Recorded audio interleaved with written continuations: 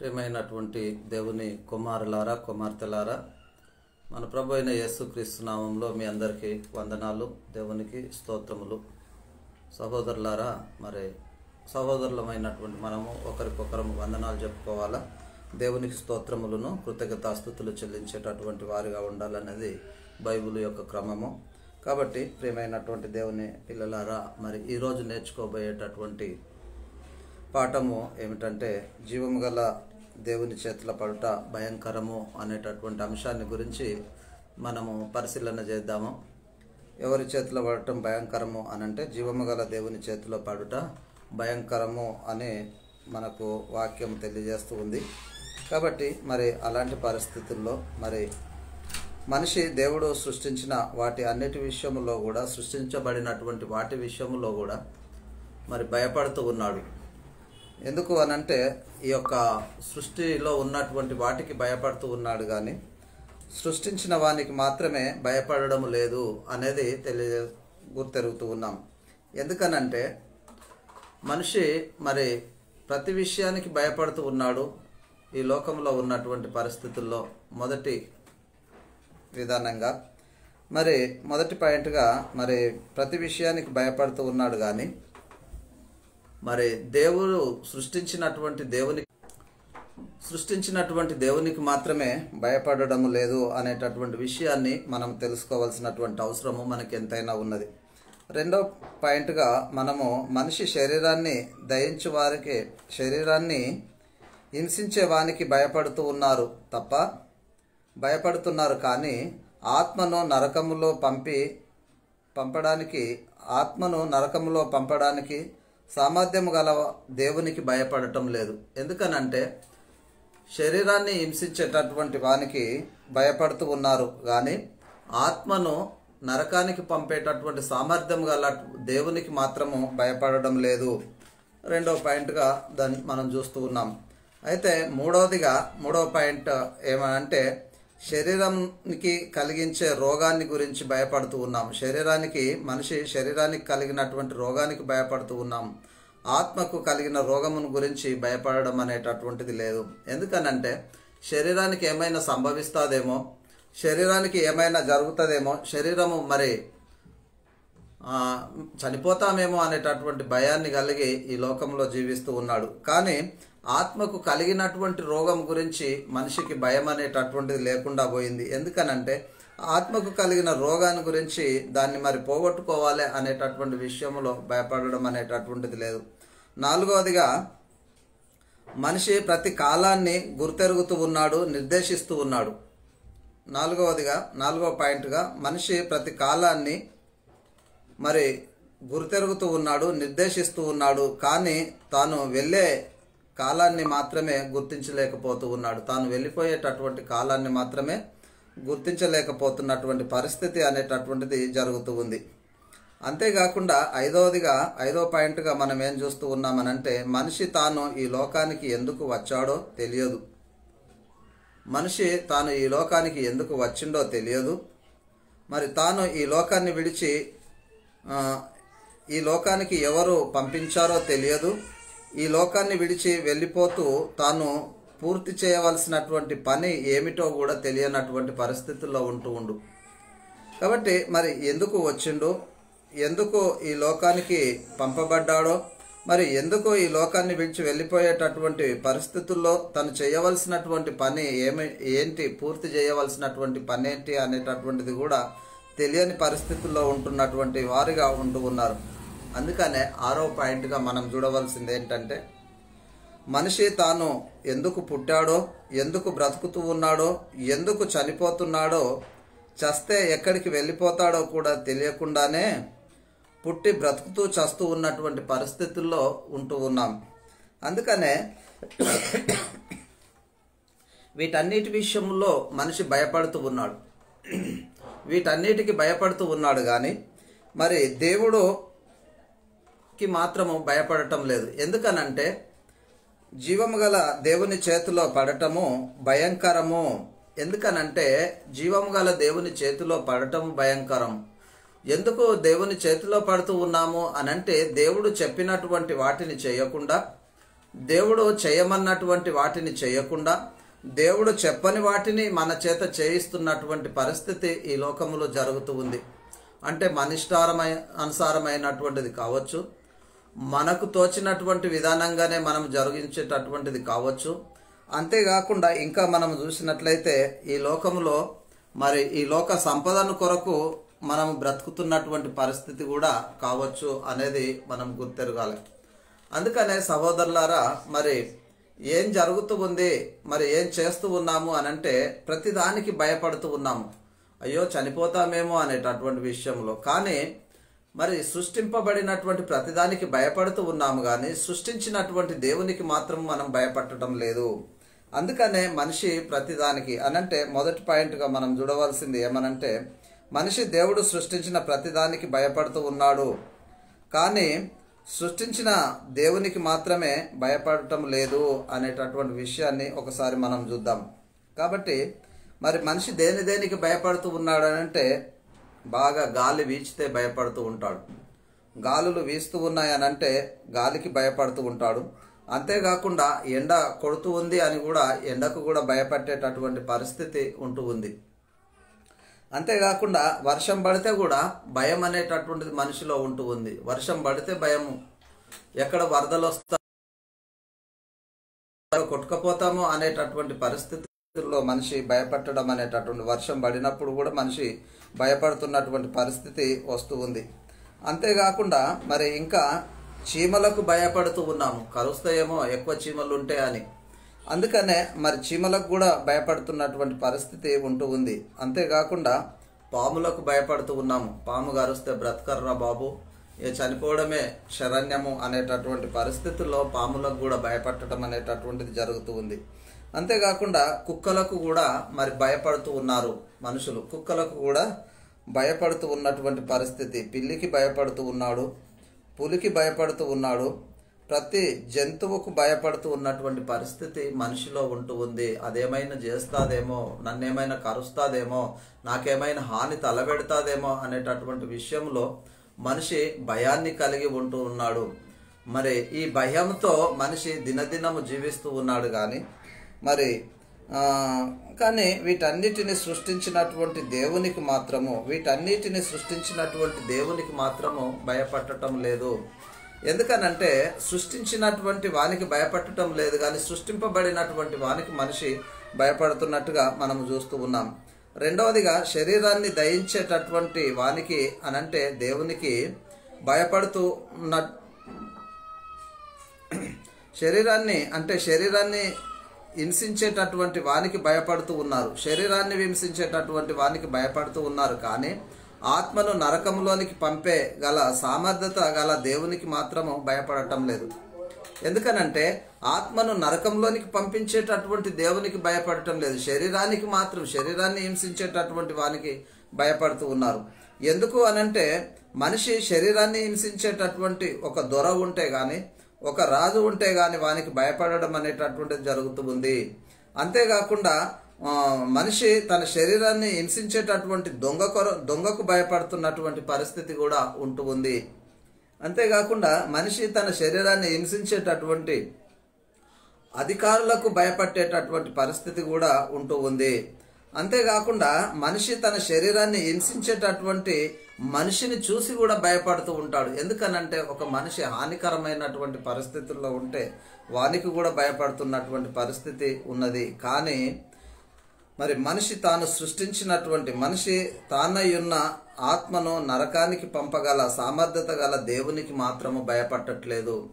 అంటే తను అయి ఉన్నటువంటి ఆత్మను నరకానికి పంపగలిగినటువంటి సామర్థ్యం గల దేవునికి మాత్రము భయపడటం అనేటటువంటిది లేదు. అందుకనే దేవునికి భయపడకుండా ఉంటున్నటువంటి పరిస్థితి అనేటటువంటి ఈ లోకంలో జరుగుతూ ఉంది. మూడవదిగా మనం చూసినట్లయితే మనిషి శరీరానికి కలిగిన రోగాన్ని గురించి భయపడుతూ ఉన్నాడు, కానీ ఆత్మకు కలిగిన రోగమును గురించి భయపడటం లేదు.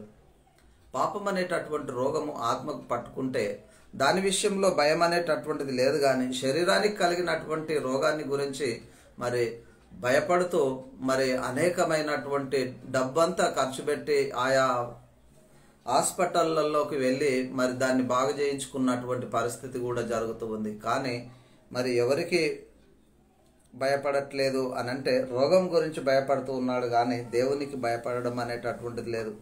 మరి ఆత్మకు వచ్చినటువంటి రోగము తగ్గకపోతే ఆత్మ నరకానికి వెళుతుందని, ఆత్మ నరకానికి, ఎందుకనంటే ఆత్మకు వచ్చిన రోగాన్ని తగ్గకపోతే ఆత్మ నరకానికి వెళుతుందని మాత్రమే భయపడలేదు, కానీ మరి శరీరానికి కావాల్సినటువంటి ప్రతి విషయంలో భయపడుతున్నటువంటి పరిస్థితి. ఎందుకనంటే ఈ పాప రోగము నుంచి విముక్తి పొందితే మరి నరకానికి వెళ్లకుండా ఉంటుంది ఆత్మ అనేటటువంటి విషయంలో భయపడటం అనేటటువంటిది లేదు. కేవలము శరీరానికి సంబంధించినటువంటి వాటి విషయంలోనే భయపడుతూ ఉన్నాడు అని మనము గుర్తెరుగుతూ ఉన్నాం. 4వదిగా మనం పరిశీలించినట్లయితే మనిషి ప్రతి కాలమును గుర్తించుచున్నాడు. ఎందుకనంటే అన్ని కాలాలను గుర్తించేటటువంటి పరిస్థితి మనిషిలో ఉంటూ ఉంది. అన్ని కాలాలను గుర్తించేటటువంటి మనిషి నిర్దేశిస్తున్నాడు, గుర్తిస్తూ ఉన్నాడు, కానీ తాను వెళ్ళవలసినటువంటి కాలాన్ని మాత్రమే గుర్తించట్లేదు. తాను వెళ్ళిపోవాల్సినటువంటి కాలాన్ని మాత్రం, ఎన్ని రోజులు నేను ఈ భూమి మీద బతుకుతా, ఎన్ని రోజులు నేను ఈ భూమి మీదకి వెళ్ళిపోతా అనేటటువంటిది, ఎన్ని రోజుల తర్వాత నేను వెళ్ళిపోతా అనేటటువంటి దాన్ని గ్రహించలేనటువంటి పరిస్థితుల్లో మనిషి ఉంటూ ఉన్నాడు. అందుకనే మరి మనిషి ఏ విధానంగా ఉన్నాడనంటే తాను దేవునికి భయపడకుండా మరి ఈ లోక సంబంధమైనటువంటి వాటి విషయంలో భయపడడం అనేటటువంటిది జరుగుతూ ఉంది. అందుకే ఏమంటూ ఉన్నాడు, మరి రేపు ఏమి సంభవించునో మీకు తెలియదు అని తెలియజేస్తూ ఉన్నాడు. సహోదరులారా, రేపు ఏమి సంభవించునో మీకు తెలియదు, కానీ మీ జీవము ఏపాటిది, మీరు కొంతసేపు కనబడి అంతలో మాయమైపోయే ఆవిరి వంటి వారే కదా అని ప్రశ్నిస్తూ ఉన్నాడు. కాబట్టి మనం ఎలాంటి పరిస్థితుల్లో ఉంటూ ఉన్నాం, మనం ఎంతవరకు ఉండేటటువంటి వారిగా ఉంటూ ఉన్నాం, ఈ లోకములో ఎన్ని దినములు మనము బ్రతికేటటువంటి వారిగా ఉంటూ ఉన్నాం, మన బ్రతుకుకు ఉన్నటువంటి మరి గ్యారంటీ ఏమన్నా ఉందా అని అంటే ఏ విధమైనటువంటి గ్యారంటీ మనకు కనబడటం లేదు. ఏ విధమైనటువంటి గ్యారంటీ కూడా మనకు కనబడటం లేదు. ఎందుకనంటే ఇంతలో కనబడి అంతలో మాయమైపోయేటటువంటి ఆవిరి వంటి వారే కదా అని తెలియజేస్తూ ఉన్నాడు. మీ జీవము ఏపాటిది అని అంటుండు. మీకు రేపేమి సంభవిస్తుందో కూడా తెలియనటువంటి పరిస్థితుల్లో మనం బ్రతుకుతూ ఉన్నాం. కాబట్టి అనేకమైనటువంటి ఆశలు కలిగి అనేకమైనటువంటి విధానంలో మనం బ్రతికేటటువంటి పరిస్థితి ఉంది. కాబట్టి యాకోబుకు రాసిన పత్రికలో ఈ మాటలను తెలియజేస్తూ ఉన్నాడు. 4వ అధ్యాయం 14వ వచనంలో ఈ మాటల గురించి చెప్తున్నటువంటి పరిస్థితి అనేటటువంటిది ఉంటూ ఉంది. ఇంకా అంతేకాకుండా మరి సామెతలు 27వ అధ్యాయం 1వ వచనంలో కూడా ఈ మాటలను తెలియజేయడం అనేటటువంటిది జరుగుతూ ఉంది. కాబట్టి ప్రియులారా, మనం ఎంతటి వారము, ఏపాటి వారము, మరి ఎవరికి మనం భయపడేటటువంటి వారిగా ఉండాలి అనేటటువంటి విషయాలను మనం ఒకసారి పరిశీలించుకోవాల్సినటువంటి అవసరం మనకు ఎంతైనా ఉంది. ఎందుకనంటే ఏలయనగా సర్వ శరీరులు గడ్డిని పోలి ఉన్నారు అని అంటుండు. ఏంటి అనంటే సర్వ శరీరులు కూడా గడ్డిని పోలి ఉన్నటువంటి పరిస్థితి గురించి తెలియజేస్తూ ఉన్నాడు. 1 పేతురు 1వ అధ్యాయము 23-24 వచనాలలో చూస్తే ఏలయనగా సర్వ శరీరులను గడ్డిని పోలి ఉన్నారు, వారి అందమంతయు గడ్డి పువ్వు వలె ఉన్నది. ఏంటండి, నేను చాలా అందంగా ఉన్నాను, నేను చాలా బాగుంటాను, నేను ఇలా ఉన్నా అనేటటువంటి విషయంలో మనం అనుకుంటూ ఉన్నాం. ఎందుకనంటే దీనికి ఇంకా ఎన్నో రకములైనటువంటి మేకప్లు వేస్తూ ఉన్నాం, ఇంకా అందంగా కనిపించాలని, ఇంకా దీనికి ఏవేవో పెట్టి మరి దీన్ని మేకప్ చేసి మరి జరిగించేటటువంటిది. అందుకనే ఏమంటూ ఉన్నాడనంటే మరి వారి అందమంతయు గడ్డి పువ్వు వలె ఉన్నది అని అంటూ ఉన్నాడు. ఏంటి గడ్డి పువ్వు వలె ఉన్నది అని అంటే ఏమవుతుంది? గడ్డి పువ్వు అంటే ఈ గడ్డి పువ్వు ఎండ వచ్చినప్పుడు ఏం జరుగుతుంది అని అంటే ఈ ఎండ వచ్చినప్పుడు ఈ గడ్డి పువ్వు వాడిపోయేటటువంటి పరిస్థితి ఉంటుంది. ఈ ఎండ వచ్చినప్పుడు ఈ గడ్డి పువ్వు మరి ఎండిపోయేటటువంటి పరిస్థితి అనేటటువంటిది ఉంటుంది. అందుకని 24వ వచనంలో గడ్డి ఎండును దాని పువ్వులు రాలును ఏమంటూ ఉన్నాడంటే గడ్డి ఎండిపోతుంది, దాని పువ్వులు రాలిపోతాయి అనేటటువంటి విషయాన్ని తెలియజేస్తూ ఉన్నాడు. కాబట్టి సహోదరులారా, మనకున్నటువంటి అందం ఎంత, ఏ విధమైనటువంటి అందము, ఇది స్థిరకాలము నిలిచేటటువంటి అందమా, దేని విషయంలో మనం ఉంటూ ఉన్నాం, మన పరిస్థితి ఏంటి అనేటటువంటి విషయాన్ని మనము పరిశీలించుకోవాల్సినటువంటి అవసరము మనకెంతైనా ఉంటూ ఉంది. అందుకనే ఏమంటూ ఉన్నాడనంటే, అయితే ప్రభు వాక్యం ఎల్లప్పుడూ నిలుచును. ఎవరు అంట? ప్రభు వాక్యం అంటే దేవుని వాక్యం ఎల్లప్పుడూ నిలిచేటటువంటి పరిస్థితుల్లో ఉంది అనేటటువంటి విషయాన్ని మనకు గుర్తు చేస్తూ ఉన్నాడు. ప్రియులారా, మరి అలాంటి పరిస్థితుల్లో సర్వ శరీరులు గడ్డి అయి ఉన్నారు అని కూడా మనకు తెలియజేస్తూ ఉంది. ఎందుకనంటే సర్వ శరీరులు గడ్డి అయి ఉన్నారు, వారి అందమంతా కూడా అలాంటి పరిస్థితుల్లోనే ఉంటూ ఉంది. అందుకే యెషయాకు రాసిన గ్రంథములో యెషయా గ్రంథము 40వ అధ్యాయం 6-8 వచనాలలో మనం చూస్తే, ఆలకించుడి, ప్రకటించుచున్నామని ఒకడు, జ్ఞానమును ఆజ్ఞ ఇచ్చుచున్నామని చదవండి. ఆలకించుడి, ప్రకటించుమని ఒకడు ఆజ్ఞ ఇచ్చుచున్నాడు, నేనేమి ప్రకటించునని మరొకడు అడుగుచున్నాడు. సర్వ శరీరులు గడ్డి అయి ఉన్నారు, వారందమంతయు అడవి పువ్వు వలె ఉన్నది అని అంటుండు. అంటే ఏమంటూ ఉన్నాడంటే, ప్రకటించుడని ఆజ్ఞ ఇచ్చుచున్నవాడు ఒకడైతే నేనేమి ప్రకటించునని మరి ఒకడు అడుగుచున్నాడంట. అంతేకాకుండా సర్వ శరీరులు గడ్డి అయి ఉన్నారు అని అంటున్నాడు. సర్వ శరీరులు గడ్డి అయి ఉన్నారు, వారి అందమంతయు గడ్డి వలె అడవి పువ్వు వలె ఉన్నది అని తెలియజేస్తూ ఉన్నాడు. ఏమై ఉన్నది? అడవి పువ్వు వలె ఉన్నది అనేటటువంటి మాటలను తెలియజేస్తూ ఉన్నాడు. కాబట్టి సహోదరులారా, మనము ఏ స్థితిలో ఉంటూ ఉన్నాము, మన బ్రతుకు ఏ విధానంగా ఉంటూ ఉంది, మరి మనము ఈ విధానంగా మనకు వాక్యం తెలియజేస్తూ ఉంటే మనం దేవునికి లోబడుతూ ఉన్నామా లేక దేనికి లోబడుతూ ఉన్నాం? 7వ వచనాన్ని కూడా ఒకసారి పరిశీలించిన, యెహోవా తన శ్వాసము దాని మీద ఊదగా గడ్డి ఎండిపోవును, పువ్వు రాలును, నిశ్చయముగా జనులు గడ్డి వంటి వారే అని తెలియజేస్తున్నాడు. ఎందుకనంటే యెహోవా శ్వాసము దాని మీద ఊదగా గడ్డి ఎండిపోవును అని తెలియజేస్తూ ఉన్నాడు. గడ్డి ఎండిపోవును, పువ్వు రాలును అని అంటూ ఉన్నాడు. అంటే మరి మనుషుడు కూడా పువ్వు వంటి వాడే, అంటే గడ్డి వంటి వారే కదా అనేటటువంటి జనులు గడ్డి వంటి వారే అని తెలియజేస్తూ ఉన్నాడు. కాబట్టి మనం ఎలాంటి వాళ్ళము అనంటే, ఈ శరీరం అనేటటువంటిది, ఈ లోకములో బ్రతుకుతున్నటువంటి ఈ శరీరము ఎలాంటిది అనంటే గడ్డి వంటిది అని ఈ శరీరాన్ని గురించి తెలియజేస్తూ ఉన్నాడు. కాబట్టి ఈ గడ్డి వంటి ఈ శరీరాన్ని మనము కలిగి ఈ లోకంలో బ్రతుకుతూ ఉన్నాం. అందుకనే 8వ వచనంలో చూసినప్పుడు, గడ్డి ఎండిపోవును, దాని పువ్వు రాలిపోవును, వాడిపోవును, దేవుని వాక్యము నిరంతరము నిలుచును. ఎందుకనంటే గడ్డి ఎండిపోయేటటువంటి పరిస్థితి, ఆ పువ్వులు రాలిపోయేటటువంటి విధానంగా. ఎందుకనంటే గడ్డే ఎండిపోయిన తర్వాత పువ్వులు ఉండవు. అందుకే మరి అలాంటి పరిస్థితుల్లో దేవుని వాక్యము నిరంతరము నిలుచును. దేవుని వాక్యాన్ని గ్రహించినటువంటి వాళ్ళు, దేవుని మాటలకు లోబడినటువంటి వాళ్ళు, దేవుని వాక్యాన్ని అనుసరించి బ్రతికినటువంటి వారు ఏం జరిగిస్తారంటే వాళ్ళు నిరంతరము నిలిచేటటువంటి పరిస్థితి ఉంటుంది అనేటటువంటి మాటలను మనకు తెలియజేస్తూ ఉన్నాడు. అందుకనే మరి దేని విషయంలో మనం భయపడుతూ ఉన్నాం, మన జీవితం ఏ విధానంగా ఉంటూ ఉంది, మనం ఏ విధానంగా ఉంటూ ఉన్నాము. ఒక గడ్డిని పోలినటువంటి పరిస్థితుల్లో మన జీవితాన్ని చూపిస్తూ ఉంటే మనము ఇంకా దేవునికి ఏ విధంగా మనము లోబడి ఉండాలో, దేవుని వాక్యానికి మనం ఏ విధంగా లోబడాలో అనేటటువంటి విషయాన్ని మనం గ్రహించలేనటువంటి పరిస్థితుల్లో లోకమంతా కూడా ఉంటూ ఉన్నటువంటి పరిస్థితి ఉంది. అందుకనే 5వ పాయింట్గా మనం చూసేటటువంటిది, మనిషి తాను సృష్టించిన మనిషి ఈ లోకానికి ఎందుకు వచ్చాడో తెలియదు.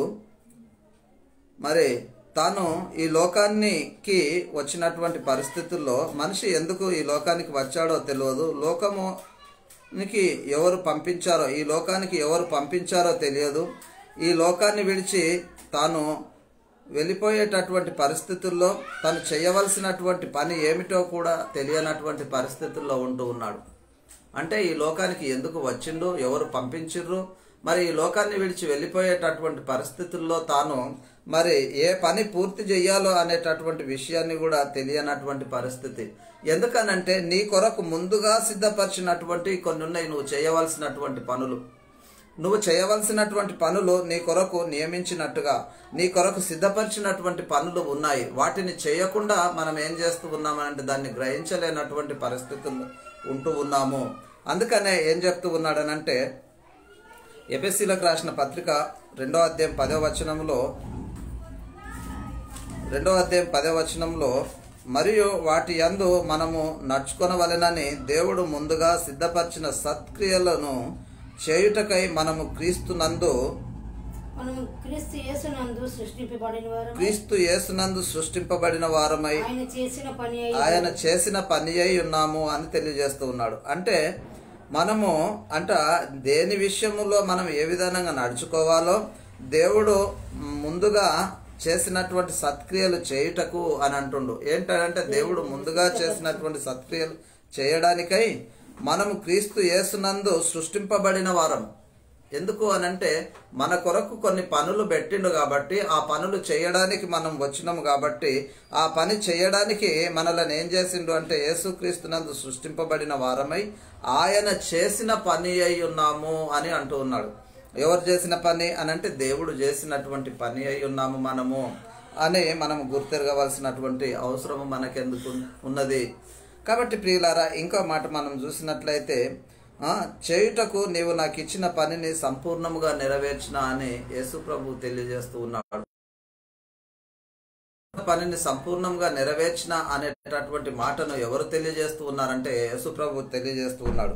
మరి యేసు ప్రభు తెలియజేస్తున్నటువంటి పరిస్థితుల్లో నీకు నాకు ఇచ్చినటువంటి పని ఏదైతే ఉందో నువ్వు నేను చేయడానికి మనలను ఈ లోకంలోనికి పంపించినటువంటి దేవుని పనిని మనం నెరవేర్చుతూ ఉన్నామా, చేస్తూ ఉన్నామా అనేటటువంటి విషయంలో మనం ఒకసారి చూసినట్లయితే యోహాను సువార్త 17వ అధ్యాయం 4వ వచనంలో చేయుటకు నీవు నాకు ఇచ్చిన పనిని సంపూర్ణంగా నెరవేర్చి భూమి మీద నిన్ను మహిమపరిచితిని. సహోదరులారా, మరి మనము మనకిచ్చినటువంటి పనిని మనము నెరవేరుస్తూ ఉన్నామా? మనం ఇచ్చిన పనిని నెరవేర్చి భూమి మీద దేవుణ్ణి మహిమపరిచేటటువంటి వారిగా ఉంటూ ఉన్నామా? లేకుంటే మనలను మనమే మరి కలిగినటువంటి పనిని మరి మనమే చూసుకునేటటువంటి పరిస్థితుల్లో ఉంటూ ఉన్నామా? అంటే మరి ఏ పనిని చేయడానికి మనం ఈ భూమి మీదకి వచ్చాము అనంటే దేవుడు సిద్ధపరిచినటువంటి పనులను చేయడానికి మనం వచ్చినట్టుగా మనకు వాక్యం తెలియజేస్తూ ఉంది. అంటే ప్రతివాడు తను చేయవలసిన పనిని పరీక్షించి చూసుకోవాల్సినటువంటి అవసరం ఉంది. ఎందుకనంటే ప్రతి ఒక్కరు కూడా తను చేసేటటువంటి పనిని పరీక్షించి చూసుకోవాల్సినటువంటి అవసరం ఉంది. ఎఫెసీలకు రాసిన పత్రిక 6వ అధ్యాయము 4వ వచనంలో ఈ మాటలను తెలియజేస్తూ ఉంటాడు. తండ్రులారా మీ పిల్లలకు కోపము రేపక ప్రభు యొక్క శిక్షలోను బోధలోను వారిని పెంచుడి. దాసులారా యథార్థమైన హృదయం గలవారై 6వ అధ్యాయం 4వ వచనం. మరి అదే చదువుతున్నా, ఎఫెసీ 6:4 అలా లేదా రాసేట్లా చదువు. తండ్రులారా మీ పిల్లలకు కోపము రేపక ప్రభు యొక్క శిక్షలోను బోధలోను వారిని పెంచుడి. సారీ గలతీలకు రాసిన పత్రిక 6వ అధ్యాయము 4వ వచనం. గలతీలకు రాసిన పత్రిక 6వ అధ్యాయము 4వ వచనంలో ప్రతివాడు తను చేసిన పనిని పరీక్షించి చూసుకొనవలెనని, అప్పుడు ఇతరులను బట్టి కాక తనను బట్టియే అతనికి అతిశయము కలుగును అని చెప్తూ ఉన్నాడు.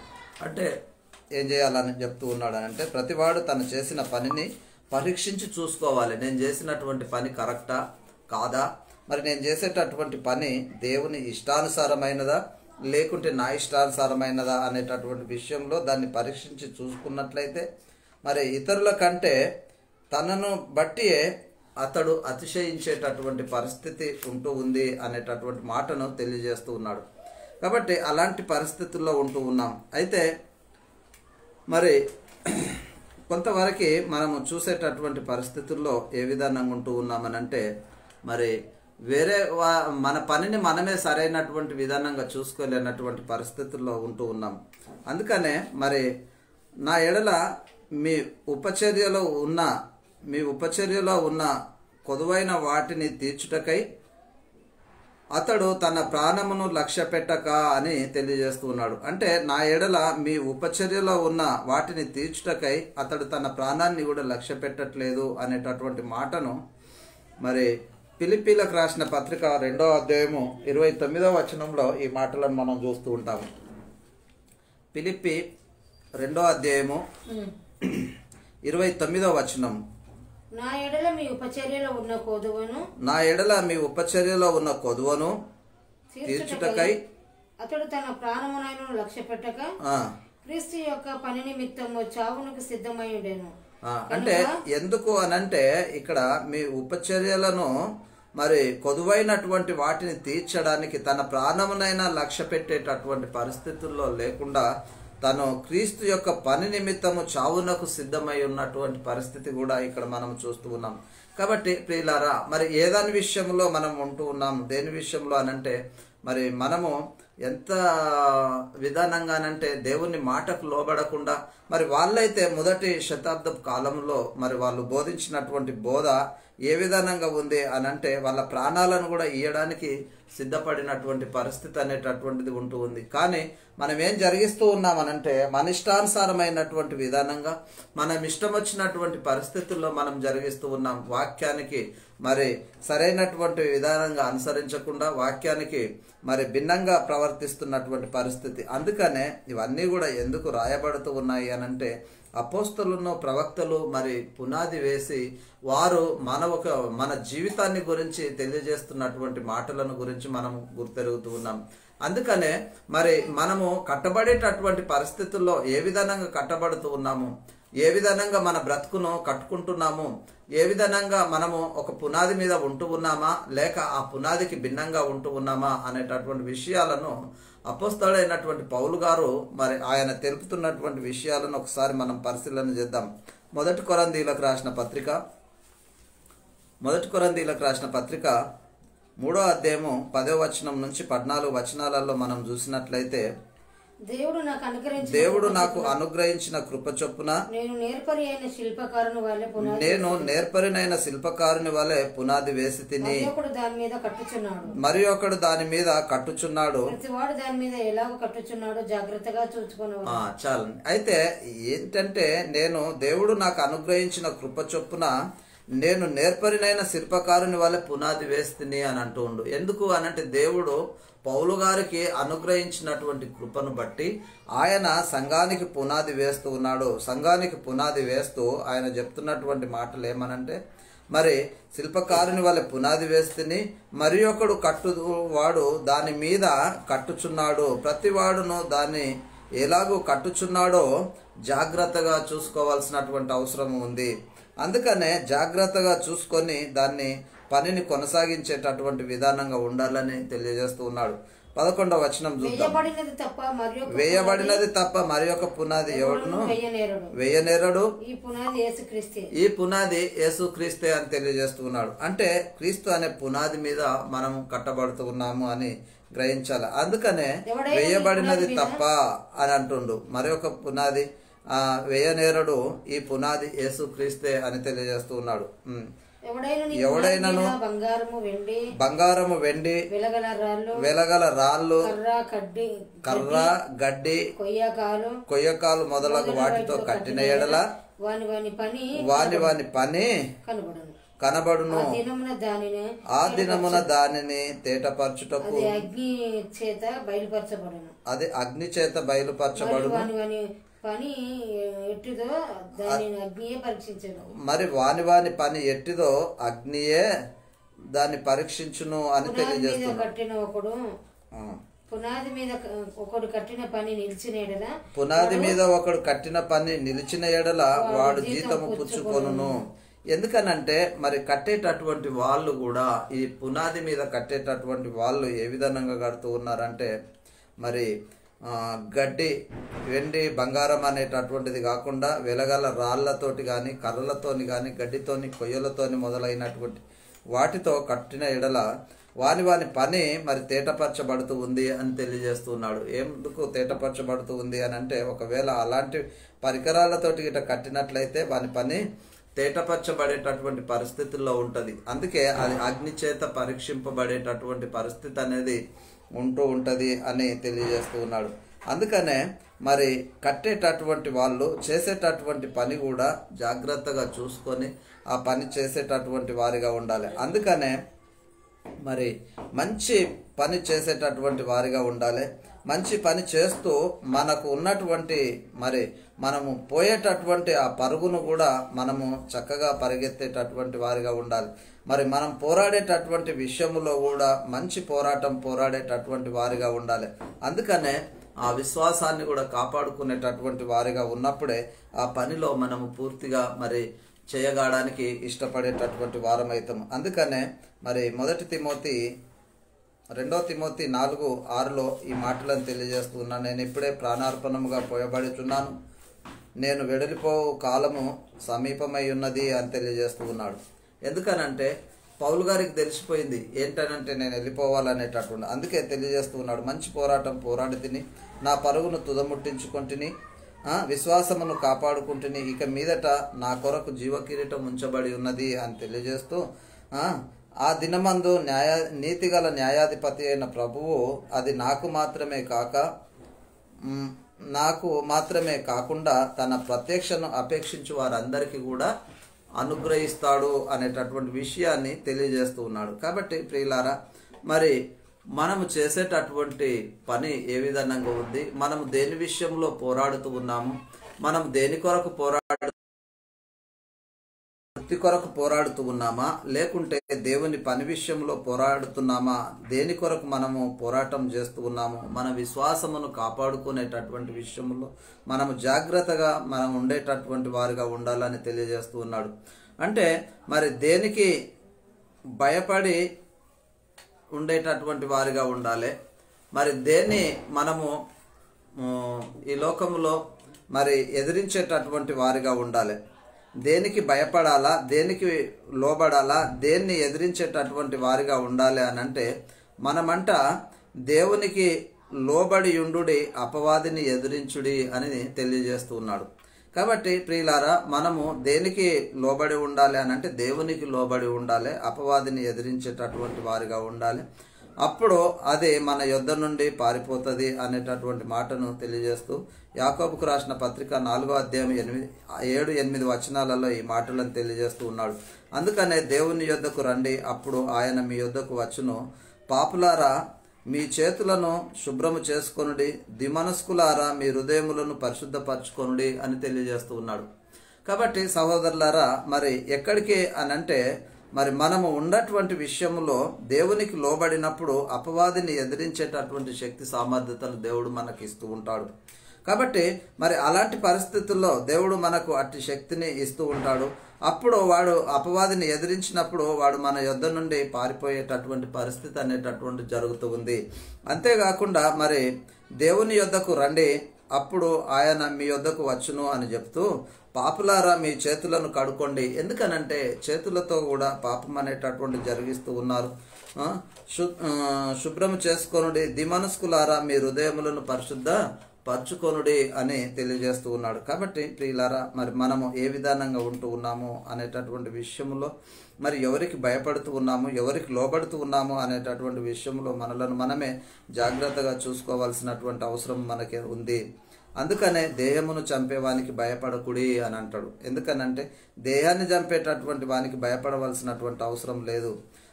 మత్తయి సువార్త 10:28 ఈ మాటలను తెలియజేస్తూ ఉన్నాడు. మరియు ఆత్మను చంపనేరక దేహమును చంపువానికి భయపడకుడి అని అంటుండు. ఎందుకనంటే ఆత్మను చంపనేరక దేహమును చంపువానికి భయపడకుడి, కానీ ఆత్మను దేహమును కూడా నరకములో నశింపజేయువానికి మిక్కిలి భయపడుడి.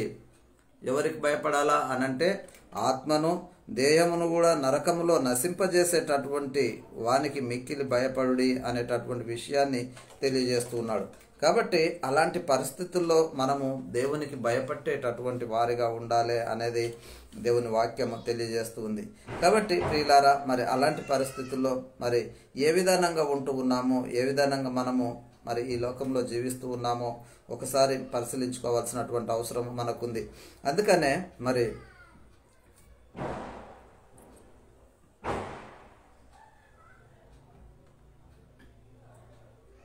యేసుక్రీస్తు మరి భయభక్తులు కలిగి ఉన్నందున, ఎందుకనంటే యేసుక్రీస్తు భయభక్తులు కలిగి ఉన్నందున ఆయన అంగీకరింపబడ్డాడంట.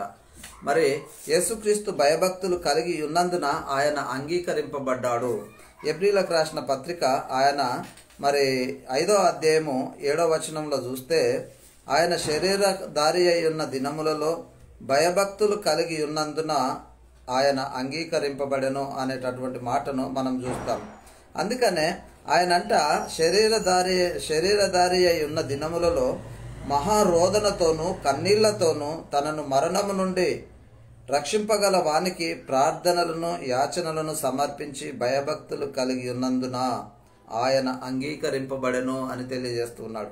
ఏం చేశాడంట అనంటే, ఆయన శరీరధారిగా ఉన్నంత కాలంలో మరి ఆ మహా రోదనతోని బ్రతికినటువంటి పరిస్థితి అనేటటువంటిది ఉంటూ ఉంది. కన్నీళ్లు విడుస్తూ ఆయన బ్రతికినట్టుగా మనము చూస్తూ ఉన్నాం. అంతేకాకుండా తనను మరణము నుండి రక్షింపగల వానికి ప్రార్థనలను జరిగించాడు. ప్రార్థనలను యాచనలను కూడా చేసి ఆయన సమర్పించినటువంటి వాడిగా ఉంటూ ఉన్నాడు. అందుకనే భయభక్తులు కలిగి ఉన్నందున ఆయన అంగీకరింపబడి ఉన్నాడు. అందుకనే ఆయన కుమారుడై ఉండి తాను పొందిన శ్రమల వలన విధేయతను నేర్చుకున్నటువంటి పరిస్థితిని గురించి తెలియజేస్తూ ఉన్నాడు. ఎందుకనంటే యేసుక్రీస్తు శ్రమల వలన ఆయన విధేయత నేర్చుకున్నట్టుగా మనం చూస్తూ ఉన్నాం. కాబట్టి అలాంటి పరిస్థితుల్లో మరి మనము ఏ విధంగా ఉండాలి అనంటే, మనము కూడా విధేయులమై ఉండాలి, విధేయత కలిగినటువంటి వారిగా ఉండాలి అనేది దేవుని వాక్యం మనకు తెలియజేస్తూ ఉంది. అందుకనే మరి ఇక్కడ మొదటి శతాబ్దం కాలములో సంఘములో మరి ఒక గొప్ప హింస కలిగింది. ఆ హింసను బట్టి ఏం జరిగిందనంటే, అప్పట్లో అపోస్తులను మరి ఈ పేతురును యోహాన్లను కూడా వారు పిలిపించి దేవుని గురించినటువంటి మాటలను కానీ క్రీస్తుని గురించినటువంటి విషయాలను కూడా ప్రజలతో చెప్పకూడదనేటటువంటిది వారికి తెలియజేయడం అనేటటువంటిది జరిగింది. అందుకనే మరి వాళ్ళు ఏం చెప్పారనంటే, మీ మాటలు వినుట కంటే దేవుని దృష్టికి న్యాయమా అని అంటాడు. మీ మాటలు వినుట దేవుని దృష్టికి న్యాయమా, మీరే చెప్పండి అని వాళ్ళను ప్రశ్నిస్తున్నటువంటి పరిస్థితుల్లో ఉంటూ ఉన్నారు. అపోస్తుల కార్యము 4వ అధ్యాయము 17వ వచనంలో అక్కడ 20 వచనాల దాకా మనం చూసినట్లయితే, అయినను ఇది ప్రజలలో ఇంకా వ్యాపింపకుండుటకై, ఏంటి అనంటే దేవుని వాక్యము ఇంకా ప్రజలలో వ్యాపింపకుండా ఇక మీదట ఈ నామమును బట్టి ఏ మనుషునితోనైనానో మాట్లాడకూడదని మనము వారిని బెదిరించవలెనని చెప్పుకొనిరి. ఎందుకనంటే క్రీస్తును గురించినటువంటి మాటలు కానీ దేవుని వాక్యాన్ని కానీ ప్రజలతో చెప్పకుండా, దేవుని వాక్యాన్ని ఇతరులతో మాట్లాడకుండా మరి ఏం చేయాలనుకుంటుర్రు అంటే, అక్కడ ఉన్నటువంటి అధికారులు మరి పెద్దలు మరి ఏం చేయాలనుకుంటుర్రు అంటే, వాళ్ళను పిలిపించి బెదిరించి వాళ్ళను ఈ మాటలు చెప్పకుండా వాళ్లకు ఆజ్ఞాపించాలి అనేటటువంటి విషయంలో వారు తలంచినటువంటి పరిస్థితి. అందుకనే 18వ వచనంలో చూసినప్పుడు, అప్పుడు వారిని పిలిపించి, మీరు యేసు నామమును బట్టి ఏమాత్రమునో మాటలాడకూడదు, ఎంత మాత్రమును మాటలాడకూడదు. ఎవరి నామాన్ని బట్టి అనంటే, యేసు నామమును బట్టి మీరు ఎంత మాత్రమును మాటలాడకూడదు, బోధింపకూడదని వారికి ఆజ్ఞాపించిరి. ఎందుకనంటే యేసుక్రీస్తును గురించినటువంటి మాటలు కానీ మరి సువార్త కానీ ఇతరులకు ప్రకటించకూడదు అనేటటువంటి విషయాల్లో చాలా వరకు వాళ్ళను మరి భయపెట్టినటువంటి పరిస్థితి కూడా జరుగుతూ ఉంది. అందుకు మరి వాళ్ళు ఏం చెప్తూ ఉన్నారో ఒకసారి మనం చూద్దామండి. అందుకు పేతురును యోహానును వారిని చూచి దేవుని మాట వినుట కంటే మీ మాట వినుట దేవుని దృష్టికి న్యాయమా, మీరే చెప్పండి అని అంటున్నాడు. ఎందుకనంటే మరి ఇక్కడ చెప్పేటటువంటి మాట, వారిని చూచి దేవుని మాట వినుట కంటే మీ మాట వినుట న్యాయమా అని చెప్పి మీరే చెప్పండి అని చెప్పి వాళ్ళు ఏం చెప్తున్నారు, మేము కన్నవాటిని విన్నవాటిని చెప్పక ఉండలేమని వారికి ప్రత్యుత్తరం ఇచ్చినటువంటి పరిస్థితి. ఎందుకనంటే మేము విన్నాము, కన్నాము, యేసుక్రీస్తును సిలువ వేస్తుంటే చూసాము, యేసుక్రీస్తును గురించి చెప్తూ ఉంటే విన్నాము, కాబట్టి వాటిని మేము చెప్పకుండా ఉండలేము, వాటిని సమాజానికి మేము వెల్లడిపరచకుండా ఉండలేము అనేటటువంటి విషయాన్ని వారు తెలియజేస్తున్నట్టుగా ఇక్కడ మనం చూస్తూ ఉన్నాం.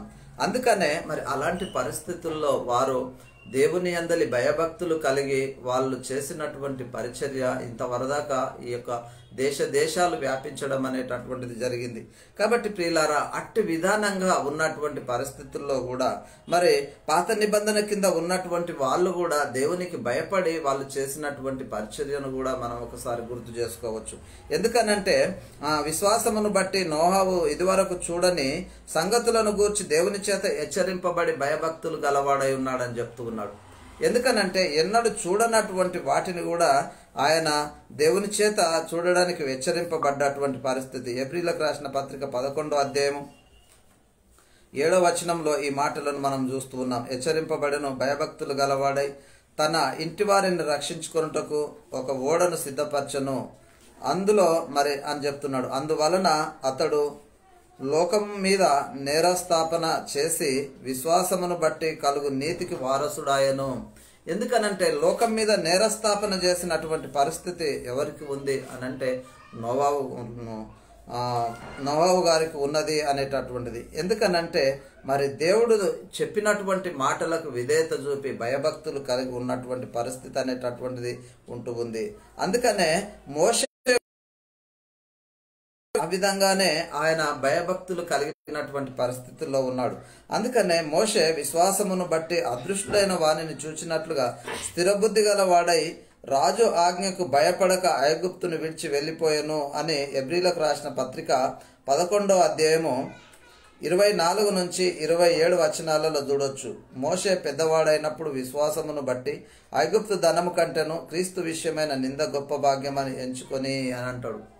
ఏం చేశాడు మోషే అనంటే మరి పెద్దవాడైనటువంటి పరిస్థితుల్లో విశ్వాసమును బట్టి ఐగుప్తు ధనము కంటేను క్రీస్తు విషయమైన నింద గొప్ప భాగ్యం అని ఎంచుకున్నాడంట. ఎందుకు అనంటే యేసుక్రీస్తుని గురించి ఆయన చూస్తున్నట్టుగా తెలియజేస్తూ ఉన్నాడు. యేసుక్రీస్తును ఆయన చూస్తున్నట్టుగా యేసుక్రీస్తు విషయాన్ని ఆయన వెల్లడిపరుస్తూ ఉన్నటువంటి పరిస్థితిని మనం చూస్తూ ఉన్నాం. ఏమండి, యేసుక్రీస్తు ఎప్పటివాడు, మోషే ఎప్పటివాడు? యేసుక్రీస్తు ఇంచుమించు 2000 సంవత్సరాలు అయితే మోషే అంతకంటే ముందున్నాడు కదా. మీరు మోషే గురించి ఎలా చెప్తారని అనుకోవచ్చు. కానీ ప్రియులారా, మోషే కంటే ముందు యేసుక్రీస్తు ఉన్నాడు అనేటటువంటి విషయాన్ని మోషే ద్వారానే మనం తెలుసుకోవడం అనేటటువంటిది జరుగుతూ ఉంది. అందుకనే 25వ వచనంలో చెప్తున్నటువంటి విషయాన్ని ఒకసారి మనం పరిశీలి. మరి ప్రియులారా, అలాంటి పరిస్థితుల్లో మరి దేవుని యొక్క వాక్యానికి అంటే దేవుని వాక్యాన్ని ఎవరు వెల్లడిపరుస్తూ ఉన్నారు అని అంటే, చూడు లైవ్ వస్తుందా అంటే ఎవరు వెల్లడిపరుస్తూ ఉన్నారు అని అంటే మోషే కూడా ఆయన యేసుక్రీస్తును చూస్తున్నట్టుగా తెలియజేయడం అనేటటువంటి జరుగుతూ ఉంది. అందుకనే ఆయన 25వ వచనంలో చూసినప్పుడు అల్పకాల పాపభోగములను అనుభవించుట కంటే దేవుని ప్రజలతో శ్రమ అనుభవించుట మేలని యోచించినటువంటి పరిస్థితి ఉంది. ఎందుకనంటే రాజు మరి ఇక్కడ ఉన్నటువంటి ధన సంపదను కానీ ఈ లోక సంబంధమైనటువంటి దాన్ని చూపించడం అనేటటువంటి జరుగుతూ ఉంది. ఎందుకనంటే ఈ లోకానికి నిన్ను రాజును చేస్తా, ఈ లోకానికి నిన్ను మరి అధికారిని చేస్తా, ఈ యొక్క రాజ్యానికి నిన్ను ఒక రాజును చేస్తా, కాబట్టి నువ్వు ఇక్కడ ఉండిపో అనేటటువంటి విషయాన్ని తెలియజేస్తూ నువ్వు ఫరో యొక్క కుమారుణ్ణి అని చెప్పినట్లయితే నిన్ను ఈ రాజ్యానికి రాజును చేస్తా అని అంటే కూడా ఆయన ఏమంటుంటానంటే ఇదంతా అల్పకాలం, కొంతవరకు ఉండేటటువంటిదే, కొంతవరకు అనుభవించేటటువంటిదే అని తెలియజేస్తూ అల్పకాల పాపభోగములను అనుభవించేదానికంటే దేవుని ప్రజలతోటి శ్రమ అనుభవిస్తా, ఇశ్రాయేలీయులు శ్రమ అనుభవిస్తూ ఉన్నారు, వాళ్ళతో నేను శ్రమ అనుభవిస్తా అనేటటువంటి విషయంలో ఆయన తెలియజేస్తూ ఏమంటుండు 26వ వచనంలో, ఫరో యొక్క కుమార్తె యొక్క కుమారుణ్ణి అనిపించుకొనుటకు ఒప్పుకొనలేదు, ఏలయనగా అతడు ప్రతిఫలముగా కలుగు బహుమానమందు దృష్టించెను అని తెలియజేస్తూ ఉన్నాడు. ఎవరు ప్రతిఫలముగా కలిగి అంటే ఈ లోక రాజ్యాలను పరిపాలించడానికి కానీ మరి ఒక ఆయన ఉన్నాడు, ఆయనే ప్రభువైన యేసుక్రీస్తు అనేటటువంటి విషయంలో ఆయన ప్రతిఫలముగా అంటే నాకు బదులుగా వచ్చేటటువంటి ఆయన ఇంకొక ఆయన ఉన్నాడు, ఆయన మీద విశ్వాసం ఉంచినటువంటి పరిస్థితి ఆయనను గుర్తెరుగుతూ ఉన్నాడు. ఆయన దృష్టించి ఆయన దూరముగా చూసినటువంటి పరిస్థితి ఇక్కడ మనము చూస్తూ ఉన్నాం. కాబట్టి ప్రియులారా, విశ్వాసమును బట్టి ఆయన ఎవరిని చూస్తూ ఉన్నాడంటే అదృష్టుడైన వానిని చూచినట్లుగా స్థిరబుద్ధి గలవాడై రాజాజ్ఞకు భయపడక ఐగుప్తును విడిచి వెళ్ళిపోయినటువంటి పరిస్థితి జరుగుతూ ఉంది. అంటే ఏ విధానంగా ఆయన మోషే గారు ఏం తెలియజేస్తూ ఉన్నాడో ఒకసారి మనం చూసినట్లయితే, ఆయన మరి విశ్వాసాన్ని బట్టి అదృష్టుడైన వారిని అనంటే యేసుక్రీస్తును చూస్తున్నట్టుగా, యేసుక్రీస్తు ప్రభువును చూస్తున్నట్టుగా స్థిరబుద్ధి గలవాడై రాజు ఆజ్ఞకు భయపడలేదు. ఎందుకనంటే ఈ రోజుల్లో మనకి ఏదన్నా ధనము కానీ ద్రవ్యము కానీ ఇస్తాను, లేకుంటే ఒక పట్టణానికి నిన్ను అధికారిగా చేస్తాను అనంటే మనం ఏ స్థితిలో ఉంటామనంటే, తోక ముడుచుకొని కుక్క ఎలాగైతే ఉరుకుతుందో అలా మనం వారి వెనుక ఉరికేటటువంటి పరిస్థితి అనేటటువంటిది ఉంటుంది. కానీ వీళ్ళు ఒప్పుకోలేదు. పాత నిబంధన కింద ఉన్నటువంటి దేవుని యొక్క ప్రవక్తలైనటువంటి వాళ్ళు ఒప్పుకోలేదు. మోషే గారు మరి ఆయన ఏమి ఒప్పుకోకుండా ఆయన చేసినటువంటి పని ఏంటనంటే, దేవుని ప్రజలతోటి నేను శ్రమ అనుభవిస్తా అని ఆయన క్రీస్తుని గురించి ఆయనను చూస్తున్నట్టుగా స్థిరబుద్ధి గలవాడే ఆయనను చూస్తున్నట్టుగా తెలియజేయడం అనేటటువంటిది జరుగుతూ ఉంది. కాబట్టి అలాంటి పరిస్థితుల్లో మరి వాళ్ళు అంత నీతి నిష్ట కలిగి దేవునికి భయపడి ఉన్నటువంటి పరిస్థితి అనేటటువంటిది మనం ఇక్కడ చూస్తూ ఉన్నాం.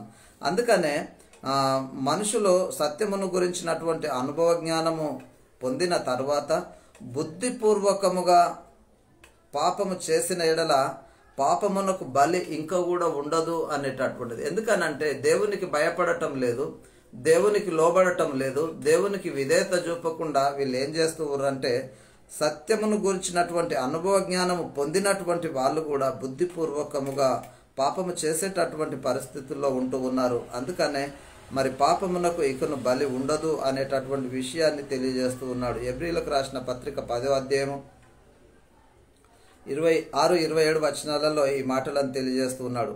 మరి బుద్ధిపూర్వకముగా అంటే మనము సత్యమును గురించినటువంటి అనుభవ జ్ఞానం పొందిన తర్వాత బుద్ధిపూర్వకముగా పాపము చేసిన ఎడల ఇకను బలి ఉండదు అనేటటువంటిది తెలియజేస్తూ ఉన్నాడు. మరి న్యాయపు తీర్పునకు భయముతోనూ ఎదురు చూచుటయు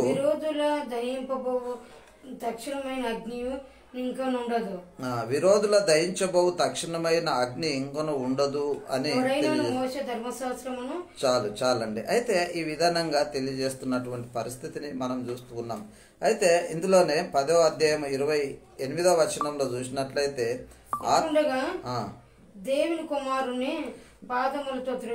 దేవుని కుమారుని పాదములతో తొక్కి తాను పరిశుద్ధపరచబడుటకు సాధనమైన నిబంధన రక్తమును అపవిత్రమైనదిగా ఎంచి కృపకు మూలమగు ఆత్మను తిరస్కరించిన వాడు ఎంత ఎక్కువైన దండనకు పాత్రుడిగా ఎంచబడునని మీకు తోచును. అయితే ఇక్కడ మనం చూస్తే ఏమనంటుందంటే, దేవుని కుమారుని పాదములతో తొక్కి తాను పరిశుద్ధపరచబడుటకు సాధనమైనటువంటి నిబంధన రక్తమును అపవిత్రదిగా ఎంచినటువంటి వాడు. అంటే ఇలాంటి వాళ్ళు కూడా ఉంటూ ఉన్నారు. ఎందుకనంటే మరి దేవుని కుమారుణ్ణి పాదములతో తొక్కుచు పరిశుద్ధపరచుటకును సాధనమైనటువంటి నిబంధన రక్తమును అపవిత్రమైనదిగా ఎంచేటటువంటి పరిస్థితుల్లో ఉన్నటువంటి వాళ్ళు చాలా మంది ఉంటూ ఉన్నారు. అందుకనే కృపకు మూలమగు ఆత్మను తిరస్కరించినటువంటి వారు ఉంటూ ఉన్నారు. అంటే వీరు ఎంత ఎక్కువైన ప్రతిదండనకు పాత్రలుగా ఎంచబడుతున్నారో మీకు తోచును అని తెలియజేస్తూ ఉన్నాడు. కాబట్టి ప్రియులారా, మరి అలాంటి పరిస్థితుల్లో మరి ఈ విధానంగా మరి జరిగించేటటువంటి వాళ్ళ గురించి తెలియజేస్తూ ఉన్నాడు. అంతేకాకుండా మరి మోషే ధర్మశాస్త్ర సంబంధమైనటువంటి విషయంలో కూడా మరి ధర్మశాస్త్ర అనుసారంగా ఎవడైనానో మరి తప్పు చేసినట్లయితే, మరి ఎవడైనానో మరి దేవుని వాక్యాన్ని నిరాకరించినట్లయితే వాడిని ఏం చేయాలి అనేటటువంటి విషయాన్ని తెలియజేస్తూ ఉండంటే 28వ వచనంలో చూస్తే, ఎవడైనానో మోషే ధర్మశాస్త్రమును నిరాకరించిన ఎడల 2-3 సాక్షుల మాట మీద కనికరింపకుండా వారిని చంపుదురు అని తెలియజేస్తూ ఉన్నాడు. ఎందుకనంటే వారిని కనికరింపకుండా చంపేటటువంటిది ఏదానికనంటే ధర్మశాస్త్రాన్ని నిరాకరించినటువంటి వారిని. మరి అప్పట్లో ధర్మశాస్త్రాన్ని నిరాకరించినటువంటి వారినే చంపేటటువంటి పరిస్థితుల్లో ఉంటే, ఈరోజు సర్వసత్యమైనటువంటి వాక్యాన్ని మరి నిరాకరిస్తున్నటువంటి మనము మరి ఏ విధంగా బ్రతకగలుగుతాము? మరి ఏ విధంగా మనము దేవుని వాక్యానికి విధేయులమైనటువంటి వారిగా ఉంటాము? కాబట్టి దేవునికి భయపడేటటువంటి వారిగా ఉండాలని దేవుని వాక్యం మనకు తెలియజేస్తూ ఉంది. కాబట్టి ప్రియులారా, అలాంటి పరిస్థితుల్లో మనం ఉంటూ ఉన్నామా లేక వాక్యానికి భిన్నంగా ఉన్నామా అనేటటువంటి విషయాలను ఒకసారి మనమే పరిశీలించుకోవాల్సినటువంటి అవసరం మనకు ఎంతైనా ఉన్నది. అందుకనే మరి లోకానికి ఎందుకు వచ్చాడో తెలియని పరిస్థితుల్లో బ్రతుకుతూ ఉన్నాం. మనము లోకానికి ఎందుకు వచ్చామో తెలియని పరిస్థితుల్లో, ఈ లోకానికి ఎవరు పంపారో అనేటటువంటిది కూడా తెలియకుండా ఉన్నాం. మరి ఈ లోకం నుండి వెళ్ళిపోయేటటువంటి పరిస్థితుల్లో మనము పూర్తి చేయవలసినటువంటి పనేందో కూడా తెలియకుండా ఉన్నటువంటి పరిస్థితుల్లో ఈ లోకంలో ఉన్న సమాజం బతుకుతున్నట్టుగా ఉంటూ ఉన్నారు. కాబట్టి ప్రియులారా, అలాంటి పరిస్థితుల్లో చాలామంది మరి ఉన్నటువంటి పరిస్థితిని మనం గమనిస్తూ ఉన్నాం. అందుకనే మనిషి తాను ఎందుకు పుట్టాడో, ఎందుకు బ్రతుకుతూ ఉన్నాడో, ఎందుకు చనిపోతున్నాడో, చస్తే ఎక్కడికి వెళ్ళిపోతాడో కూడా తెలియని పరిస్థితుల్లోనే పుట్టి బ్రతికి చస్తూ ఉన్నటువంటి పరిస్థితి. మరి అలాంటి పరిస్థితుల్లో చాలా మంది ఉంటూ ఉన్నారు. కేవలము కొంతమంది వారి కడుపు కొరకే యేసుక్రీస్తు కూడా ఈ లోకంలో బోధ చేసినటువంటి పరిస్థితుల్లో మరి యేసుక్రీస్తు ద్వారా వారు ఆహార పదార్థాలను కొరకే వాళ్ళు యేసుక్రీస్తును వెంబడించినటువంటి పరిస్థితి ఉంటూ ఉంది. అంతేకాకుండా ఈ రోజుల్లో కూడా కేవలము వారి కడుపు కొరకే వాళ్ళు మరి ఈ యొక్క వాక్యాన్ని సమాజంలోనికి తీసుకొని వెళ్తూ ఉన్నారు. అంటే సర్వసత్యాన్ని తెలియపరచకుండా వారికి ఇష్టం వచ్చినటువంటి మాటలను తెలియజేస్తూ మరి ఈరోజు సంఘానికి కావాల్సినటువంటి మాటలను చెప్పకుండా మరి ఇచ్చకపు మాటలను తెలియజేస్తున్నటువంటి వారు ఎలాంటి పరిస్థితుల్లో ఉన్నారనంటే వారి కడుపే వారికి దేవుడు అనేటటువంటి పరిస్థితుల్లో ఉంటూ ఉన్నారు. అందుకనే ఫిలిప్పీలకు రాసిన పత్రిక 3వ అధ్యాయము 19వ వచనంలో చూస్తే నాశనమే వారి అంతము, వారి కడుపే వారి దేవుడు అని ఇక్కడ చెప్తూ ఉన్నాడు. వారు తాము సిగ్గుపడవలసినటువంటి సంగతుల యందు అతిశయించుచున్నారు, భూ సంబంధమైన వాటి అందే మనసుంచుచున్నారు అని తెలియజేస్తూ ఉన్నాడు. ఏంటండి, ఎక్కడున్నారు వీళ్ళు అనంటే వారి నాశనమే వారికి అంతమంట, వారి కడుపే వారికి దేవుడై ఉంటూ ఉంది, వారి కడుపే వారికి దేవుడై ఉంటూ ఉంది. ఎప్పుడు ఏమి తినాలా, ఏం తిందాము, ఏం తాగుదాము, ఏం అనేటటువంటి విషయంలోనే ఆలోచిస్తూ ఉన్నారు. అందుకనే వారు తాము సిగ్గుపడవలసినటువంటి సంగతుల యందు మరి సిగ్గుపడేటటువంటి పరిస్థితుల్లో కూడా వాళ్ళు అతిశయిస్తూ ఉన్నారు. ఎందుకు అతిశయిస్తున్నారంటే ఈ భూ సంబంధమైనటువంటి వాటి అందే వారు మనసుంచి చున్నటువంటి వారిగా ఉంటూ ఉన్నారు. అందుకే వాళ్ళు అతిశయించేటటువంటి పరిస్థితి ఉంటూ ఉంది. కాబట్టి ప్రియులారా, మరి ఒక పూట కూటి కొరకు ఆరాటపడుతున్నటువంటి వాళ్ళ విషయంలో వాక్యం ఏం చెప్తూ ఉంది? ఒక పూట కూటి. ఎందుకనంటే ఈ తినే ఆహార పదార్థము ఎప్పుడు కడుపులో ఉండేటటువంటిది కాదు. ఇప్పుడు తింటే మరో పూటకు మరొకటి కావాల్సినటువంటిదే కానీ ఇదే మనకు స్థిరంగా ఉండేటటువంటిది అనేది కాదు అని చెప్తూ ఉన్నాడు. అందుకనే ఒక పూట విడిచి మరో పూటకు తినేటటువంటి ఆహారం కొరకే ఉన్నటువంటి పరిస్థితుల్లో అలాంటి వాళ్ళు మరి కేవలము కడుపు కొరకే ఆరాటపడేటటువంటి వాళ్ళు, పూట బువ్వ కొరకు ఈ కూడు కొరకే ఆరాటపడేటటువంటి వారి కొరకు ఏం చెప్తూ ఉంది బైబిల్ అనంటే, ఒక పూట కూటి కొరకు దేవుని వాక్యాన్ని అమ్మేటటువంటి వాళ్ళు ఉన్నారు. ఒక పూట కూటి కొరకు ఈ జీవిత విలాసాల కొరకు దేవుని వాక్యాన్నే వారికి అంకితం చేసేటటువంటి వారిగా ఉంటూ ఉన్నారు. కాబట్టి వారికి అనుకూలంగా బోధను మార్చేటటువంటి వాళ్ళు ఈ లోకంలో చాలా మంది ఉన్నారు. అందుకనే మరి ఏశావుని గురించి తెలియజేస్తూ ఉన్నాడు. ఏమనంటే, ఒక పూట కూటి కోసం జ్యేష్ఠత్వ హక్కును అమ్మివేసినటువంటి ఏశావు వంటి వాడు భ్రష్టుడు అని. ఏంటండి, ఏశావు వంటి భ్రష్టుడు అనేటటువంటి మాటను తెలియజేస్తూ ఉన్నాడు. ఇక్కడ హెబ్రీలకు రాసిన పత్రిక 12వ అధ్యాయం 16-17 వచనాలలో ఈ మాటలను మనం చూడొచ్చు. కాబట్టి ఒక పూట కూటి కోసం జ్యేష్ఠత్వ హక్కును అమ్మివేసినటువంటి భ్రష్టుడును వ్యభిచారి అయిన ఉండునేమోనని జాగ్రత్తగా చూసుకోండి అని అంటూ ఉండు. ఎందుకనంటే దేవుడు ఇచ్చినటువంటి ఒక అధికారాన్నే ధిక్కరించి కేవలము కడుపు కొరకే ఆరాటపడుతున్నటువంటి వాళ్ళు చాలా మంది ఉంటూ ఉన్నారు. వారి గురించి అనంటే ఏశావు ఆ విధంగానే చేసినటువంటి పరిస్థితి. ఎందుకు అనంటే ఏశావు భ్రష్టుడుగా సిద్ధపరచబడ్డాడు, వ్యభిచారిగా మరి పేరు పొందినటువంటి పరిస్థితి అనేటటువంటి ఉంటూ ఉంది. ఎందుకనంటే ఈ లోక సంబంధమైనటువంటి వాటి విషయంలో ఆయన లక్ష్యం ఉంచడం అనేటటువంటిది.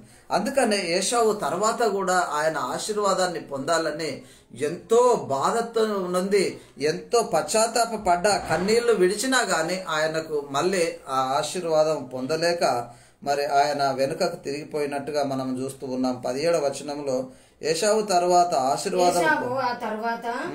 ఆశీర్వాదము పొందగోరి కన్నీళ్లు విడుచుచు దానికోసము శ్రద్ధతో వెతికినను మారు మనసు పొందని అవకాశం దొరకక విసర్జింపబడినని మీరు ఎరుగుతారు. ఏమంటూ ఉన్నాడనంటే ఏశావు మళ్ళీ తిరిగి వచ్చాడు, కానీ అతడు కన్నీళ్లు విడిచాడు ఆ పోగొట్టుకున్న ఆశీర్వాదాన్ని మళ్ళీ తిరిగి పొందుకోవాలని. కానీ అతడు ఏం జరిగింది అనంటే శ్రద్ధతో వాటిని వెతికి మారు మనసు పొందని అవకాశం దొరకలేక విసర్జింపబడ్డాడు. కాబట్టి ప్రియులారా, నీ నా జీవితంలో ఎలా ఉంటూ ఉన్నాము? ఒకవేళ మనము కూడా అలాంటి పరిస్థితుల్లో విసర్జింపబడుతూ ఉన్నామా? విసర్జింపబడితే మన పరిస్థితి ఏమై ఉంటుంది అనేటటువంటి విషయాన్ని మనం ఒకసారి ఆలోచించుకోవాల్సినటువంటి అవసరం మనకెంతైనా ఉన్నది. కాబట్టి అలాంటి పరిస్థితుల్లో ఉన్నప్పుడు మరి విసర్జింపబడితే మనము కూడా, దేవుడు మనల్ని విసర్జిస్తే మన జీవితం ఏ విధానంగా ఉంటుంది, మనం ఏమై ఉంటాము అనేటటువంటి విషయంలో మనం జాగ్రత్తగా చూసుకోవాల్సినటువంటి అవసరం ఉంది. అందుకనే దేవునికి భయపడేటటువంటి వారిగా ఉండి దేవుని వాక్యానికి విధేయత చూపేటటువంటి వారిగా ఉండాలని దేవుని వాక్యము తెలియజేస్తూ ఉంది. మరి కేవలము ఈ యొక్క భోజన పదార్థాల కొరకే మనం ఉంటూ ఉన్నామా? ఈ భోజన పదార్థాలు ఉంటే ఈ భోజన పదార్థాల కొరకే మనము ఒకవేళ చూసినట్లయితే ఈ భోజన పదార్థాలను కానీ మరి మా దేవుడు వాటిని ఏం చేస్తాడనంటే కడుపును కూడా, భోజన పదార్థాన్ని కూడా నాశనం చేసేటటువంటి పరిస్థితి అనేటటువంటిది ఉంటూ ఉంది. 1 కొరింథీయులకు రాసిన పత్రిక 6వ అధ్యాయం 13వ వచనంలో ఈ మాటలను తెలియజేస్తూ ఉన్నాడు. భోజన పదార్థములు కొరకు అని చెప్పి కడుపు భోజన పదార్థముల కొరకు నియమింపబడింది ఉన్నది అని తెలియజేస్తూ ఉన్నాడు. అంటే భోజన పదార్థాలు దేని కొరకు అంటే కడుపు కొరకు, కడుపు భోజన పదార్థాల కొరకే ఉన్నది. కాబట్టి మరి దేవుడు వాటిని నాశనము చేయును, దేహము జారత్వము నిమిత్తము కాదు గాని ప్రభు నిమిత్తమే, ప్రభు దేహము నిమిత్తమే అని తెలియజేస్తూ ఉన్నాడు. కాబట్టి మరి ఆహారము కొరకే అంటే ఈ భోజన పదార్థాల కొరకే మనము ఆలోచించినట్లయితే మనము విసర్జింపబడేటటువంటి వారమే కాకుండా మరి వీటిని దేవుడు నాశనం చేస్తాడు అనేటటువంటి విషయాన్ని తెలియజేస్తూ ఉన్నాడు. అందుకనే మరి అలాంటి పరిస్థితుల్లో మనం ఉంటూ ఉన్నాం. మరి కేవలము తిండి విషయములోనే ఆలోచిస్తూ ఉన్నామా, లేక మన సంపద విషయములోనే ఆలోచిస్తూ ఉన్నామా అనంటే మరి ఆయనకు మోషకు ఎన్నో లోక సంపదను చూపించిన ఆయన దాన్ని విసర్జించినటువంటి పరిస్థితిని మనం చూసాము. మరి అలాంటి పరిస్థితుల్లో మరి కొందరు దాన్ని ప్రేమించినట్టుగా చూస్తూ ఉన్నాము. మరి ఇంకా మరి అలాంటి పరిస్థితుల్లో మరి దేవుని కుమారుడైనటువంటి యేసుక్రీస్తును కూడా ఆ ప్రలోభ పెట్టినటువంటి పరిస్థితి అనేటటువంటిది ఉంటూ ఉంది. ఎందుకనంటే మీరు తినడానికే పుట్టినటువంటి పరిస్థితుల్లో మేము తిని బ్రతకాలే అనేటటువంటి విషయం కొరకే మనం పుట్టినటువంటి విధానంగా మనల్ని సాతానుడు భ్రమపరుస్తున్నటువంటి పరిస్థితి. అందుకే లూకా సువార్త 4వ అధ్యాయము 3-4 వచనాలలో అపవాది నీవు దేవుని కుమారుడవైతే రొట్టెలు అగునట్లు ఈ రాళ్లతో చెప్పుమని ఆయనతో చెప్పెను. ఏమంటూ ఉన్నాడంటే అపవాది వచ్చంట యేసుక్రీస్తు ప్రభువుతో చెప్తున్నటువంటి మాట ఏమంటే నువ్వు దేవుని కుమారుడవైతే, చూడండి ఏమంటూ ఉన్నాడు, నువ్వు నిజంగా దేవుని కొడుకువేనా, నువ్వు నిజంగా క్రైస్తవునివేనా అని మనల్ని కూడా అనొచ్చు ఈరోజు. కాబట్టి నువ్వు దేవుని కుమారుడవైతే అని చెప్తూ రొట్టెలగునట్లు ఈ రాళ్లతో చెప్పుమని ఆయనతో చెప్తున్నటువంటి పరిస్థితి. చాలామంది మీకు గమనించాలి. ఎందుకనంటే వాక్యంలో ఉంది కదా, అవుతుంది అనేటటువంటి విషయంలో మనం ఆలోచించడం అనేటటువంటి సరైనటువంటిది కాదు. అందుకనే యేసు ప్రభు ఆ సాతాను అంతా చెప్తున్నటువంటి మాట ఏమనంటే, అందుకు యేసు మనుషుడు రొట్టె వలన మాత్రమే జీవించడు అని రాయబడి ఉన్నది కదా అని వానికి ప్రత్యుత్తరం ఇచ్చినటువంటి పరిస్థితి ఉంటూ ఉంది. మనం రొట్టె వలననే జీవించేటటువంటి వారము కాదు కానీ మరి దేవుని మాట వలన మనము జీవించేటటువంటి పరిస్థితి కూడా ఉన్నది. అందుకనే దేవుని మాటకు లోబడి ఉందాము, దేవుని మాటను గ్రహించేటటువంటి వారిగా ఉందాము, దేవుని వాక్యానికి లోబడి దేవుని చిత్తాన్ని ఈ లోకంలో జరిగిస్తూ మనం ఉన్నటువంటి వారమైతే మనము మరి దేవునితో ఎప్పుడు కూడా మనము సమాధాన స్థితి కలిగి జీవించేటటువంటి వారమైతాము. అందుకనే మనము ఏం చేయాలి అనంటే మనము భయభక్తులు కలిగి జీవించేటటువంటి వారిగా ఉండాలి అనేటటువంటి విషయాన్ని మనకు తెలియజేస్తూ ఉన్నాడు. మరి ఈ లోకంలో ఉన్నదంతా కూడా ఏంటి అనంటే నేత్రాశ, శరీరాశ, జీవపు డంబము అని తెలియజేస్తూ ఉన్నాడు. కాబట్టి ప్రియులారా, ఇలాంటి పరిస్థితుల్లో మనం ఉంటూ ఉన్నాం. మరి ఏ విధానంగా ఉంటూ ఉన్నాము అనేటటువంటి విషయాన్ని మనలను మనమే పరిశీలించుకోవాలి. ఎవరికి భయపడుతూ ఉన్నాము? శరీరాన్ని నశింపజేసేటటువంటి వానికి భయపడుతూ ఉన్నామా, లేక శరీరమును ఆత్మను మరి నరకములో నశింపజేసేటటువంటి దేవునికి భయపడుతూ ఉన్నామా? ఎవరికి అంటే ఈ లోక సంబంధమైనటువంటి వాటి విషయంలో భయపడితే నీకు ఉపయోగకరం ఏమీ లేదు. కానీ దేవునికి భయపడితే నువ్వు మరి నిత్యము జీవించేటటువంటి వాడవైతావు. వాక్యము మనతో నిత్యము ఉండేటటువంటిది, ఆ వాక్యము మనలను నిత్యము జీవింపజేసేటటువంటిది. మరి ఇంకా మరి ఈ లోకంలో ఉన్నదంతా మరి అనగా శరీరాశ, నేత్రాశ అనేటటువంటి విషయంలో ఇంకా కొన్ని పాయింట్స్ ఉన్నవి కనుక వాటన్నిటిని మరోసారి పరిశీలించి తెలుసుకోవడానికి తెలుసుకుందాము. మరి ఇప్పటికి సమయం ఎక్కువైంది కనుక మరి ఇప్పటికి ఈ రోజుకు ఇది ముగిస్తూ ఉన్నాము. కాబట్టి ప్రియులారా, మరి ఈ వాక్యాన్ని దేవుడు మనకు తెలియజేస్తూ ఉన్నాడు. ఎవరికి భయపట్టాలా, ఎవరికి లోబడాలా అనేటటువంటి విషయంలో మనలను మనమే పరిశీలించుకోవాల్సినటువంటి విషయం మనకు ఎంతైనా ఉంది. ఎందుకనంటే నిజంగా మనము భయపడుతూ ఉన్నామా, లేకుంటే లోబడుతూ ఉన్నామా, లేక దేని విషయంలో మనం భయపట్టేటటువంటి వారిగా ఉంటూ ఉన్నామో అనేటటువంటి విషయాన్ని ఎవరు మనకు చెప్తే అనేటటువంటిది కాదు, కానీ మన ఆత్మ మన మీద నేరారోపణ చేస్తూ ఉంది. కాబట్టి మనం కలిగినటువంటి ఆత్మను బట్టే మనము మరి లోబడి దేవుని వాక్యానికి విధేయత చూపి దేవునికి భయపట్టేటటువంటి వారిగా ఉండాలని దేవుని మాటలు మనకు తెలియజేస్తూ ఉన్నాయి.